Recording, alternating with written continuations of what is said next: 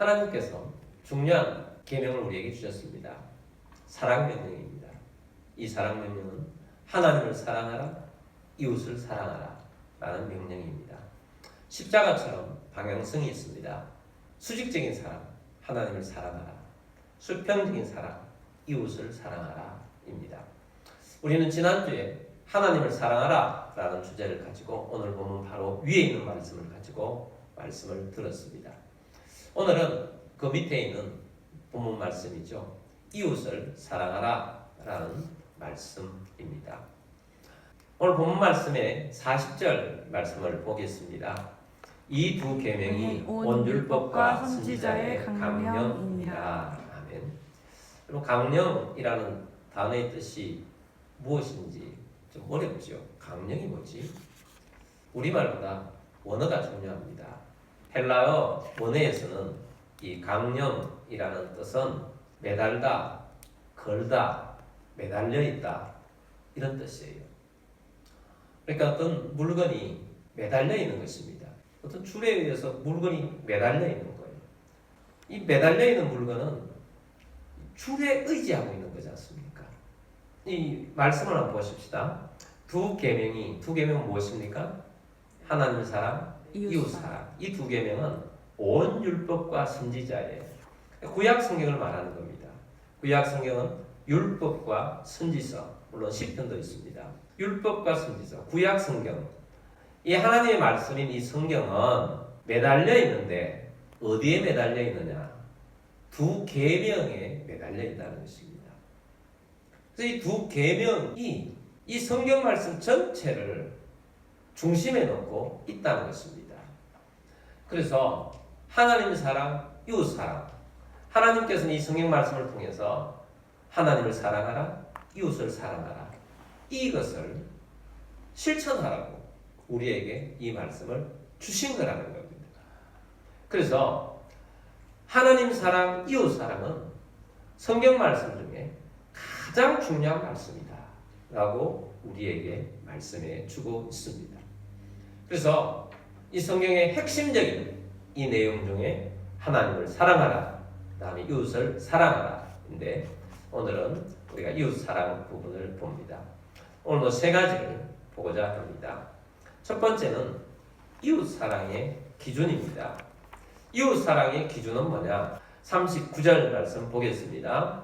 둘째도 그와 같으니 내 이웃을 내 자신같이 사랑하라 하셨으니 이 둘째 계명은 하나님 사랑과 같다. 모든 면에 하나님 사랑과 같은 강도로 지켜야 한다. 근데 이 사랑은 이웃 사랑인데 내 이웃을 뭐같이 사랑하라? 내 자신같이. 이웃 사랑의 기준은 마치 자기에게 하듯이, 나에게 하듯이 이웃을 사랑하라고 하는 겁니다. 하나님의 사랑은 감정적인 사랑이 아닙니다. 하나님의 사랑은 의지적이고 결단적이고 행동하는 그런 사랑입니다. 그런 면에 있어서 하나님의 사랑은 추상적이지 않습니다. 하나님께서 우리에게 이웃 사랑을 하되 자기 자신이 기준이라 그러는데 내가 배가 고프면 먹을 것을 찾습니다. 이웃이 배가 고픈 사람이 있다. 그러면 그 사람에게 내가 먹을 것이 있으면 채워주는 것이 이웃 사랑이라는 겁니다. 내가 몸이 아프다. 그러면 내가 스스로 휴식을 취합니다. 이웃이 몸이 아픈데 그 이웃이 몸이 아프면 휴식을 취할 수 있도록 잘 배려를 해주는 것이 이웃 사랑이다. 내가 상처를 받으면 위로받기로 원합니다. 어떤 사람이 상처를 많이 받았어요. 그러면 그 많은 상처를 받은 사람이 내게 호소를 한다든지 아니면 그런 것을 보이면 그 사람을 잘 내가 위로를 받기 원하듯이 그 사람에게도 그와 같은 기준에 따라서 가볍게 위로해 주는 정도가 아니고 내가 위로받을 수 있도록 위로를 해주는 것이 이웃사랑의 기준이라는 것입니다. 그래서 이웃사랑의 기준은 바로 나다라는 것을 먼저 이 말씀을 통해서 우리에게 해주고 있습니다.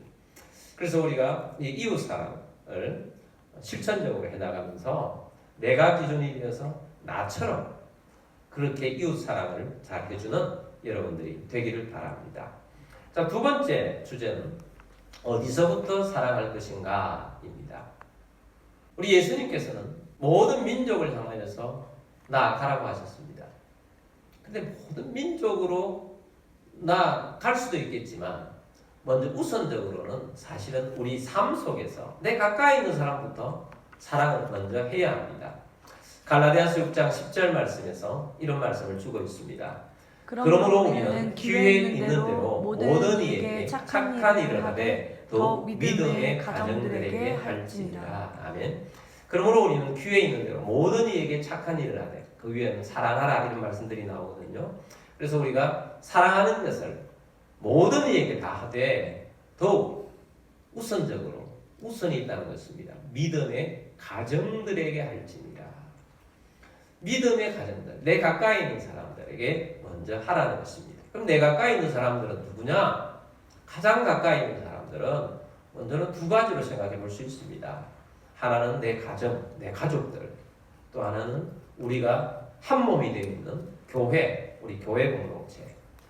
우리 교회 안에서 먼저 사랑을 실천하고 나아가야 한다는 것입니다. 그래서 우리가 가족과 교회, 그러면서 우리가 모든 민족으로 나아가야 합니다. 자, 먼저 가족을 보겠습니다. 디모데전서 5장 8절 말씀 봅니다. 누구든지 자기 친족, 특히 자기 가족을 돌보지 아니하면 믿음을 배반한 자요 불신자보다 더 악한 자니라. 아멘. 아주 강력한 말씀을 주고 있죠. 누구든지 자기 친족, 특히 자기 가족을 돌보지 아니하면 믿음을 배반한 자요 불신자보다 더 악한 자니라. 자기 가족을 잘 돌보라는 것입니다. 자기 가족을 잘 대하라는 것입니다. 자기 가족을 더 사랑해 주라는 것입니다. 그래서 우리가 이 자기 가족을 잘 대해서 믿음으로 살아가야 한다라는 것입니다. 신앙생활을 하면서 교회 생활은 잘하고 또 다른 사람들에게는 잘하는 사람이 있죠. 다른 사람들은 잘하는데 가족들에게는 화를 내는, 엄격하게 대하는 그런 모습이 있는 사람들도 참 많습니다. 남자들 가운데 또 그런 경우들이 참 많은 것을 보게 됩니다.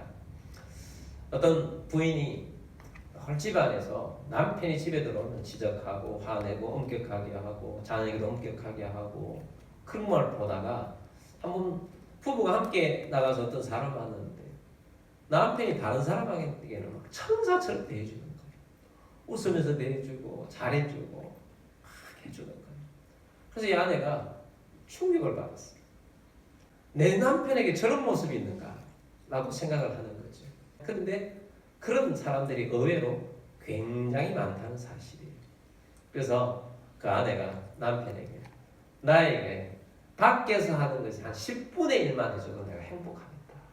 그런 이야기를 한다는 거예요. 교회에서 모범제이고 열심히 봉사도 잘하고 신앙생활을 잘하는 아빠가 있었습니다.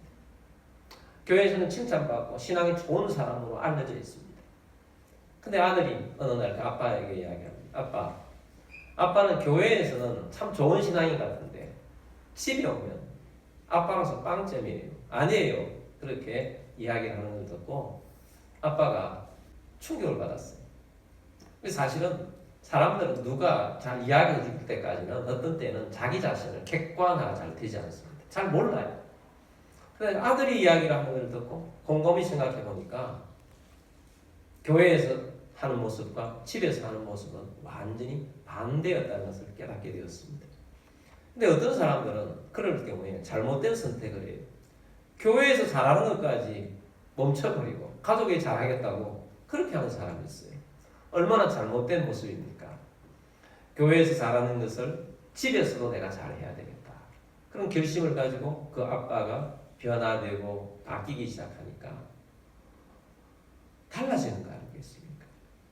그래서 우리가 가족들을 잘 돌보고 잘 하는 사람이 필요하다는 것입니다. 가족도 우리 이웃인데 예수님께서 누가 이웃이냐라고 말씀하실 때 사마리아인이 돌보았던 강도 맞는 사람이 있지 않습니까? 강도 맞는 사람은 누구냐? 우리 가족들 가운데에서도 믿음이 약하거나 믿음이 없거나 사단에 의해서 힘들어져 있는 사람이 있다면 그 사람이 진짜 강도 맞는 사람이에요. 그래서 이 강도 맞는 사람들처럼 이 사마리아의 사람이 잘 대해준 것처럼 우리가 잘 돌보고 사랑으로 대해주는 것이 하나님이 기뻐하시는 모습이다라는 것을 우리에게 가르쳐 주고 있습니다. 그래서 우리가 먼저는 가족 안에서 내 가까이 있는 사람들에게서 우리가 그럼 내 생활 속에서 먼저 사랑체가 되자는 것입니다. 가정은 우리 사랑의 훈련소입니다. 그래서 가족들을 잘 돌보고 사랑해주는 아가페의 사랑으로 접근하는 우리 모두가 되기를 주의 이름으로 축복합니다. 아멘. 두 번째는 교회입니다. 교회의 모델은 초대교회이지 않습니까? 초대교회는 어땠습니까? 날마다 모였습니다. 모여서 성전에서 모이고 집에서 모이고 날마다 함께 먹었습니다. 말씀을 나누고 또 함께 기도하고 그러면서 초대교회가 능력 있는 교회가 되었습니다. 그래서 초대교회는 사랑이 넘쳐서 주변에 있는 사람들, 믿지 않는 자들이 보고 저들은 예수를 믿고 나더니 완전히 다른 사람이 되었고 다른 공동체가 되어 있구나 하는 것을 모두가 알 수 있도록 되었다는 것입니다. 그럼 교회는 사랑이 중심이어야 합니다. 우리가 신앙생활을 하면서 믿음으로 잘 구별하는 걸 해야 되잖아요. 근데 구별이 지나쳐서 판단을 해서 그것이 느껴질 정도로까지 되면 안 된다는 것입니다. 교회의 중심은 사랑하고 서로 세워져 나가고 좀 연약한 자, 분별이 그렇게 되면 그 사람을 어떻게 하든지 사랑으로 세워줄 수 있도록 해 나가야 되는 것이지 외면하고 두못 자르듯이 자르고 그런 모습으로 되어서는 안 된다라는 것입니다. 교회는 서로 세워주는 공동체가 되어야 합니다.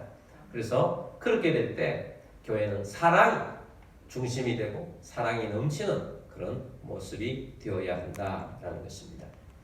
제가 예전에 교회에 있을 때 대학부 청년들을 지도를 많이 했었습니다. 저희 교회 부장 장로님이 한번 그런 이야기 하는 것을 오래간만에 기억이 났어요. 어떤 내용이냐면 이 장로님이 시골에서 서울로 올라왔는데 올라와서는 가난하고 힘드니까 너무 배도 고프고 너무 힘들었습니다. 그래서 우리 교회에 오게 되었는데 주일날 오후였는데 배도 고프고 힘들어가지고 혼자 빙빙 돌고 있는데 그 교회 장로님이 이렇게 부르더랍니다. 그럼 너는 누구냐? 너 이름 뭐냐? 어디서 왔느냐? 뭐 이렇게 자꾸 부르시더니 장로님이 몇 마디 대화를 나누시고 난 다음에는 배가 고프구나 하는 것을 캐치를 했나 봐요. 그러면 밥 먹으러 가자. 그러니 중국집에 가서 짜장면을 사주는데 세상에 그렇게 맛있는 짜장면. 배가 고프니까 오죽했겠습니까? 그리고 그 장로님의 인자함, 그 짜장면 한 그릇이 이 장로님의 인생을 신앙생활을 열심히 하는 나도 이 장로님처럼 이렇게 생활해야 되겠다 라는 모델이 된 것입니다. 그래서 그날 이후로부터 그 교회에 열심히 다니면서 신앙생활을 하다 보니까 이 장로님도 일찍 젊은 나이에 장로님이 되셨어요. 그리고 젊은이들을 보면 너무 좋대요. 그리고 젊은이들을 보면 그 장로님을 생각하면서 자기에게 잘 대해주셨던 장로님을 생각하면서 그렇게 대해준다는 것입니다. 그럼 얼마나 멋집니까? 짜장면 한 그릇은 사랑이었어요. 그 사랑이 한 장로님의 이 신앙생활을 사랑의 마음을 가지고 나아갈 수 있는 장로님이 되게 하셨고 이 장로님을 통해서 또 얼마나 수많은 젊은이들이 변화되고 바퀴가 되고 모델이 되고 그렇게 되었는지 모릅니다. 그래서 우리가 신앙생활에 있어서 가까운 데 있는데 가정과 교회 신앙생활을 잘하는 우리가 되기를 바랍니다. 세 번째는 말씀 중심의 사랑 공동체가 되어야 한다라는 것입니다. 초대교회는 함께 모였습니다. 그리고 모일 때 성전에서 모이고 집에서 모였습니다. 성전에서 모이는 것은 바로 오늘 우리들처럼 함께 모여서 예배하는 모임입니다. 그래서 예전에는 예배를 대예배라고 그랬지 않습니까? 그래서 어떤 분들은 비판했습니다. 대예배가 어디 있고 소예배가 어디 있냐 그렇게 하는데 원론적으로 말하면 대예배, 소예배 없을 수는 있지만 다 같이 모인다는 의미에서는 대예배 이렇게 붙일 수가 있을 것입니다. 집에서 모였을 때 또 소그룹이 되는 거죠. 집에서 모였을 때 소그룹인데 우리나라에서는 구역 모임이라고 많이 알려져 있고 그다음에 최근에는 셀 모임이라고 많이 하지요.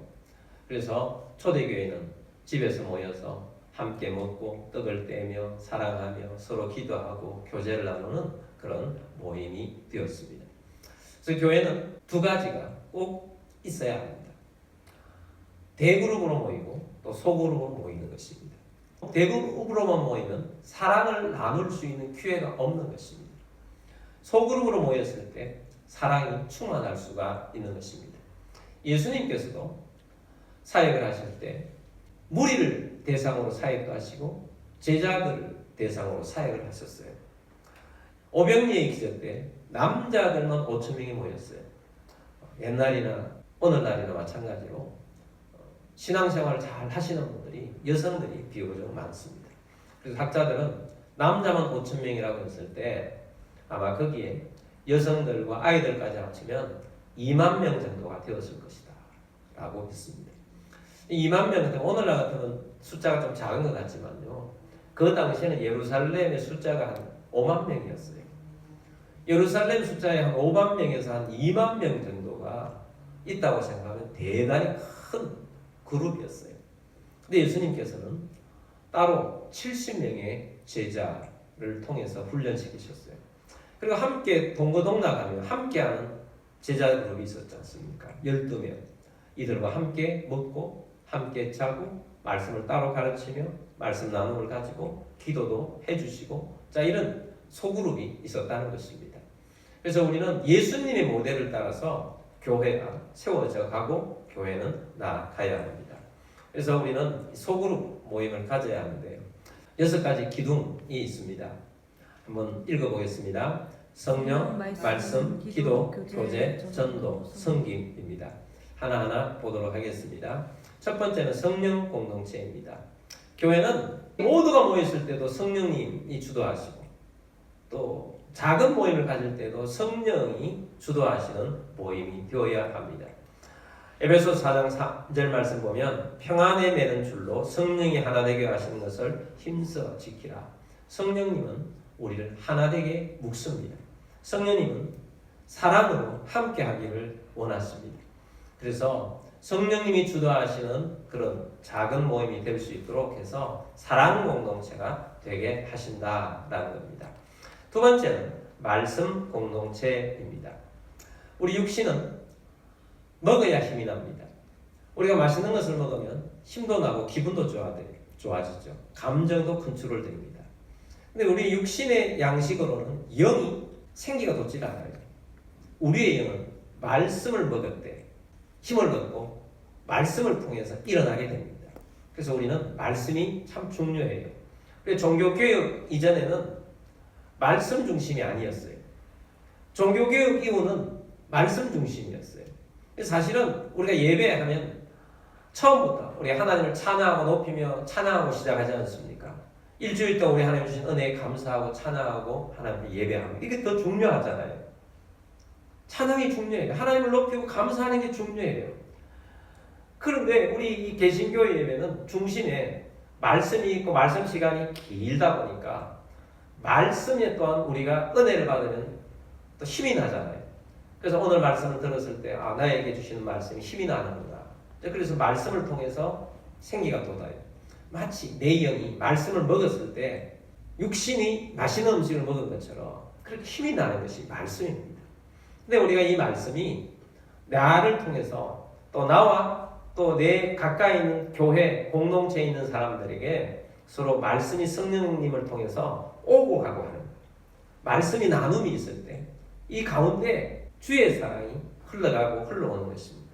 내가 들었던 말씀, 내가 은혜 받은 말씀과 저 사람이 은혜 받은 말씀이 달라요. 근데 그 말씀을 나눔을 통해서 그 말씀이 서로 도전이 되고 그래서 힘을 얻게 되는 것이 우리에게 소그룹에 있어서 중요한 말씀 공동체다라는 것입니다. 그 다음에는 기도 공동체입니다. 소그룹이 모여서 서로를 위해서 기도해 줍니다. 여러분 우리가 기도를 할 때 그냥 홀로 있을 때는 내 기도밖에 잘 하질 않아요. 물론 우리가 모여서 교회를 위해서 기도합시다. 또 국가를 위해서 기도합시다. 선교를 위해서 기도합시다. 선교사를 위해서 기도합시다. 그럴 수 있어요. 그런데 이제 우리가 교회가 사랑이 넘치려고 하면 저 사람의 연약함을 알게 되는 거죠. 저 사람의 기도 제목을 내가 알게 되고 그 기도 제목을 진심으로 내가 사랑의 마음을 담아서 기도해 줄 때 그 사람을 향한 사랑이 더 강력해지는 것입니다. 여러분 가족들을 위해서 사랑하는 마음으로 기도하지 않습니까? 그것처럼 또 성도의 가정, 다른 성도의 아픔 그런 것들을 놓고 기도할 때 그 안에 사랑이 깊어지는 그런 아름다운 모습이 있는 것입니다. 그래서 서로 기도를 주고받는 것이죠. 기도 제목을 주고받는 것입니다. 그래서 기도를 통해서 살아가는 그런 모습이 되는 것입니다. 네 번째는 교제 공동체입니다. 코이노니아입니다. 함께 먹고 기뻐하며 또 신뢰하며 마음을 터놓고 그렇게 할 수 있는 것이 교제입니다. 그래서 소그룹을 통해서 서로 교제하는 그런 귀한 자리가 되는 것입니다. 다섯 번째는 전도 공동체입니다. 육신도 젊은 남자가 결혼을 하면 자녀가 생깁니다. 그 자녀가 생기면 그 자녀가 생긴 그 가정은 자녀로 인한 기쁨이 넘칩니다. 교회도 영적인 가장 큰 기쁨은 생명이 구원될 때 가장 기쁩니다. 그러니까 교회가 전도 공동체가 되게 되고 또 소그룹도 전도 공동체가 되어야 합니다. 우리나라의 이 소그룹을 구역이라는 이름으로 했는데 이것이 해외에 번역이 되어 나가면서 셀이라는 이름으로 번역이 되어 나갔어요. 셀이라는 것은 세포입니다. 우리 몸의 세포. 교회는 몸인데 소그룹은 셀이라는 것입니다. 셀은 어떻게 되느냐? 셀은 계속해서 번식을 합니다. 중간에 핵이 있어서 핵이 두 개로 나눠지면 세포가 한 개였다가 두 개가 되고 그 다음 네 개가 되고 8개가 되고 그러면서 우리 몸이 성장하는 것입니다.